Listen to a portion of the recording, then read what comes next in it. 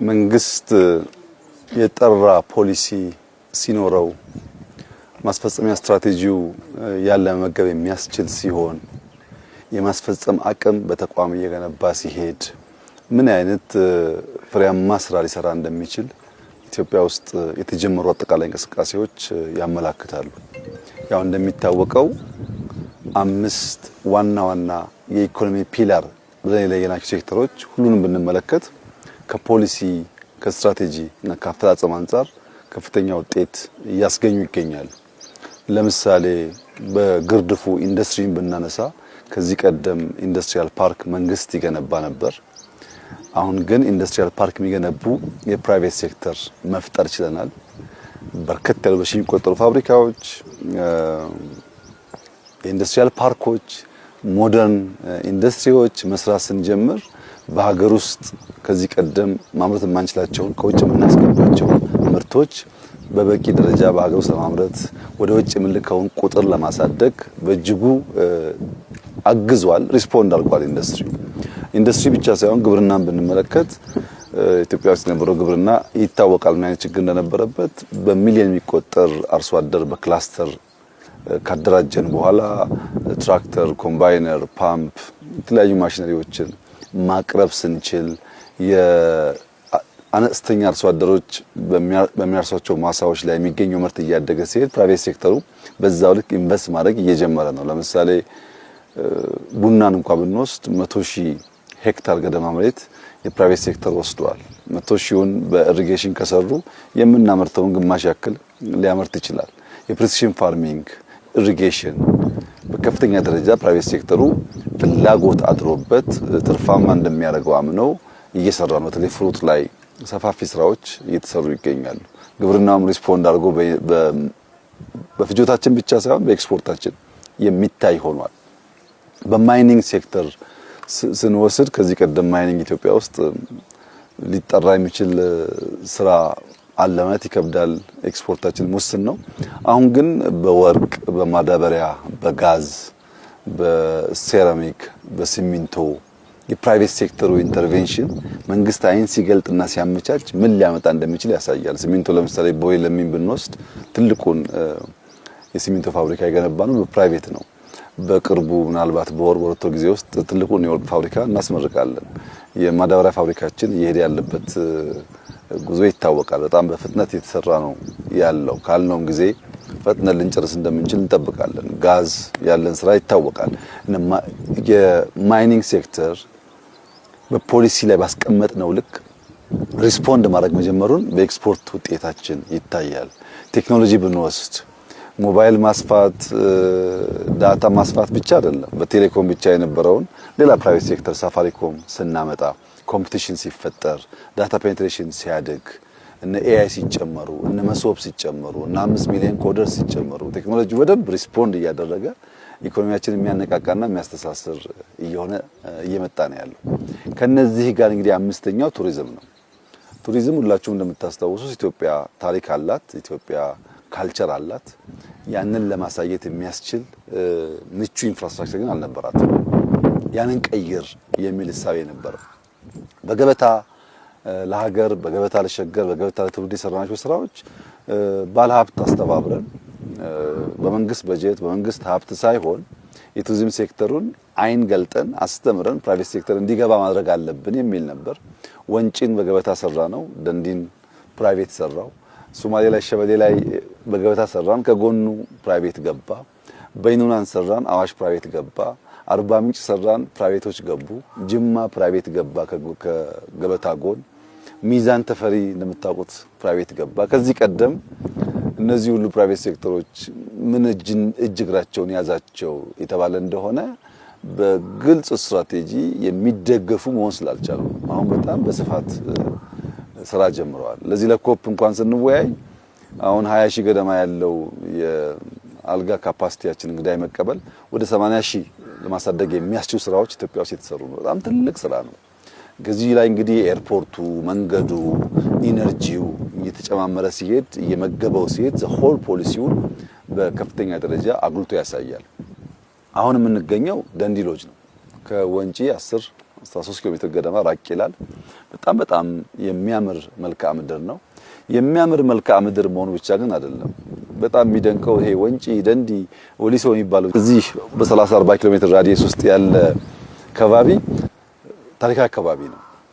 ኢትዮጵያን እንደ ኢትዮጵያ የሰሩ ኢትዮጵያን እንደ ኢትዮጵያ ያቆሙ ለኢትዮጵያ ደማቸውን ያፈሰሱ አጥንታቸውን የከሰከሱ የጀግንነት ልክ የሆኑ የኢትዮጵያዊነት ልክ የሆኑ የኢትዮጵያዊነት መገለጫ የሆኑ ጀግኖች የፈሩት እዚህ አካባቢ ነው።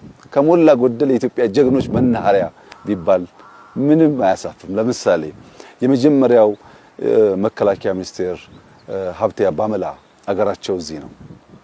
የመጀመሪያውን የአድዋ ውጊያ ላይ ጦሩን የመራው የጦር ቺፍ ኦፍ ስታፍ ገበየሁ ጉርሙ አገሩ እዚህ ነው። ገበየሁ ሲሞት የተካውን ባልቻ ሳፎ አባነፍሶ አገሩ እዚህ ነው። በኋላ የምናውቃቸው እነ ሙልጌታ ቡሊ እነ ጃጋማ ኬሎ አገራቸው እዚህ ነው።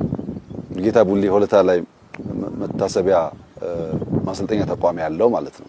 እነ ከቤ ቡዝነሽ ጣሊያንን በማስተቃየት የሚታወቁት እነ ገረሱ ሉኪ የብዙ ጀግኖች መፍለቂያ ነው።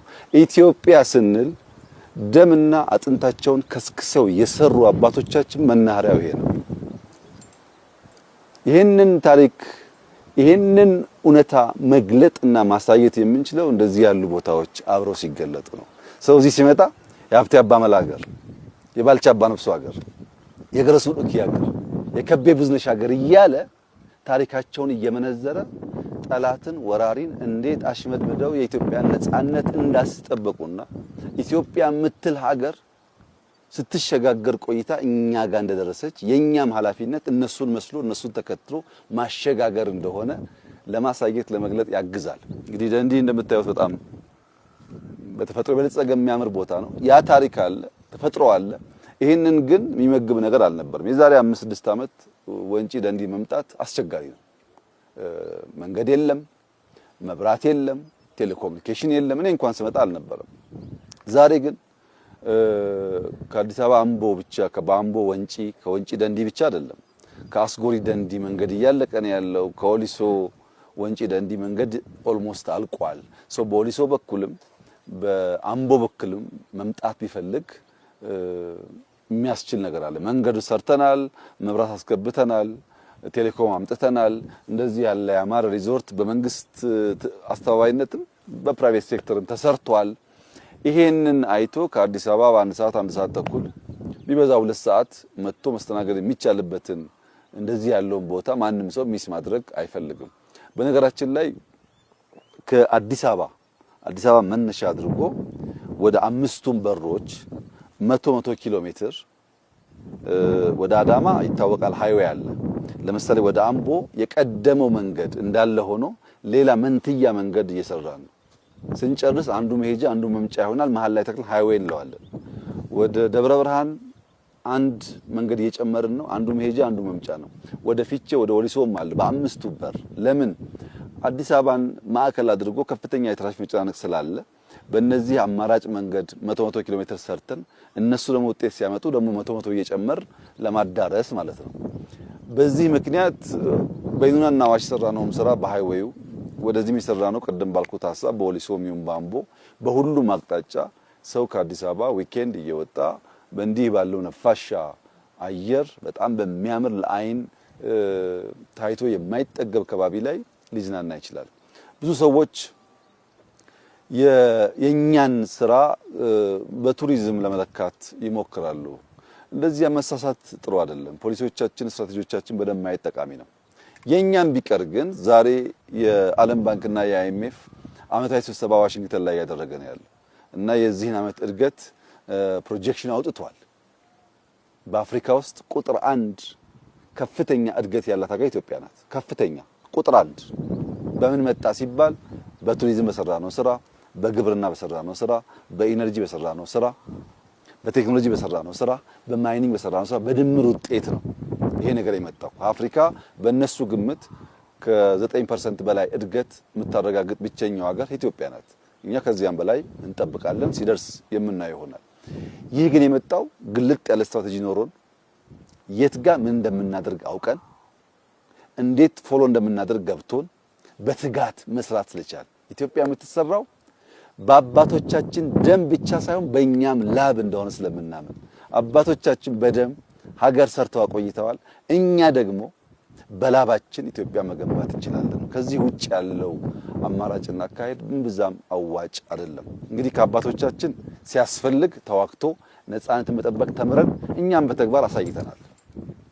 ከአባቶቻችን በብዛት ያላየነው ደግሞ በላብ በደም በፖሊሲ በድካም ሀገር ሊገነባ ደግሞ እንደሚችል የነበረው ውስንነት ማካካስ ተችሏል። ሲደመር የኢትዮጵያ ብልጽግና ዓለም አፍሪካ በሚያምነው ልክ እየተረጋገጠ ይገኛል። ይህንን ስራ አጠናክሮ መቀጠል ያስፈልጋል። መሯጥም አያስፈልግም፣ ለበለጠ ውጤት መትጋት እንጂ የእርካታ መንፈስ አያስፈልግም።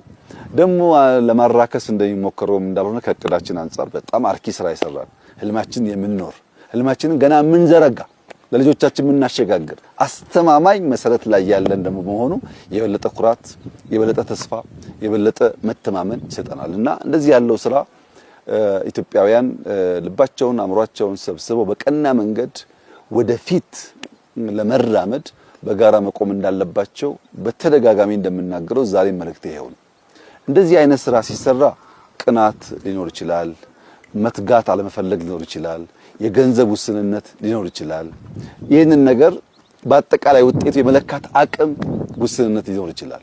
እንደዚህ ያለውን ጉዳይ ራዕይ ያላቸው ሰዎች ስራውን የሚሰሩ ሰዎች ማየት ያለባቸው በእነሱ ልክ ነው። ማጠቃለያ እንዲሆነኝ እንደዚህ ያለውን ስራ ጠቅለል ለማየትና ወደፊት ለመወንጨፍ የንስርና የቁራን ዝምድና ማየት ጠቃሚ ነው። ንስር በባህሪው አርቆ የሚያይ ብዙ ከለሮች የሚያይ በከፍታ የሚበር በከፍታ የሚመላለስ ከከፍታውም በከፍተኛ ርቀት አይቶ አልሞ አድኖ መብላት የሚችል በጣም ብርቱ የብዙ ጀግንነት የብዙ ብቃት መለኪያ ነው። ቁራ በአንጻሩ የቆሸሸ ቦታ የሚውል በመጮህ በማልቀስ አካባቢ ይበክል ባለበት አካባቢ ላይ ከሚበላውም ከሚረጨውም የተነሳ ብዙ የሚቆሹ ነገሮች የሚታዩበት የአዋፍ ዝርያ ነው። ይሄ የአዋፍ ዝርያ ከሌሎች በተለየ መንገድ ንስርን ሊፋለመው ይሞክራል። መቼ ንስር መጥቶ መሬት በሚያርፍበት ሰዓት ቁራ ከላይ ያርፍበትና ንስሩን አንገቱ ላይ የመደብደብ ለመናከስ የመሞከር የመተናኮል ስራ ይሰራል። ንስሩ ግን ቁራው ከላይ ተቀምጦ እየደበደበኝ ስለሆነ ምላሽ ልስጥ አይልም። ምን እያደረክ ነውም አይለውም። ሙከራህ ምንድነውም አይለውም። ከቁራው ሰፈር በከፍተኛ ፍጥነት ወደ ራሱ ሰፈር ይበራል። ከፍታን ለንስር ዝቅታን ለቁራ አርጎ ፈጥሮ ሰጠ። ወደ ላይ የወጡ በሄዱ ቁጥር ቁራው እንኳን ከላይ ሆኖ መደብደብ እንኳን ከላይ መቀመጥ ከፍታውን መቋቋም ስለማይችል መፈጥፈጥ ይጀምራል። ንስሩ ግን ምንም ነገር አይሰራም። ብድግ ብሎ ወደ ከፍታው ነው የሚሄደው። እኛ እንደሱ ነን። ወደ ከፍታችን እንበራለን፣ ህልማችንን እናሳካለን፣ ጩኸቱን ለቅሶ ለቁራዎች እንተዋለን። በዚህ አግባብ የኢትዮጵያን ብልጽግና እናረጋግጣለን። ሰዎች የንስር እይታና ምልከታ ካላቸው በንስር ልክ ለመመላለስ ባዩትና በያዙት መንገድ መጓዝ ያለባቸው። ያ ሲሆን ብልጽግና ማረጋገጥ ይቻላል። በቱሪዝም ሴክተር 100% ያቀርነው አሳክተናል። 100% ከዚያም በላይ ማለት ይቻላል። ለምሳሌ ባለፉት 9 ወራት ኢትዮጵያ ውስጥ የነበረው ኢንተርናሽናል ኩነት አምና ዓመት ሙሉ ከነበረው ይበልጣል። ቱሪዝም አድጓል። በሎካሊም ኢንተርናሽናልም ይቀጥላል። ኮፕን ጨምሮ በጣም ሰፊ ድል ከፊታችን ስላለ በመበርታት በመስራት በመልፋት በውጤት ተቋም በማጠናከር አቅም በማጎልበት ወደፊት መጓዝን ብቻ ማሰብ ተገቢ ይሆናል። እዚህ ቦታ ላይ ይህንን ስራ የሰሩ ዲዛይነሮች፣ ኮንትራክተሮች፣ የተሳተፉ ሰዎች፣ ኢንቨስት ያደረጉ ሰዎች በሙሉ ምስጋና ይገባቸዋል። የከባቢው ማህበረሰብ እንኳን ደስ ያላችሁላቸው ወዳለው በርተው ተጠናክረው ይህንን ስራ በማስፋት የቱሪዝም ፍሰትን በማሳደግ እያንዳንዱን ሃውስሆልድ ገቢ ማሻሻል የሚችል ስራ እንደምንሰራ ተስፋ አደርጋለሁ። እጅግ በጣም አስደሳች ውሎና ቆይታ ነው። እጅግ አድርጌ አመሰግናለሁ።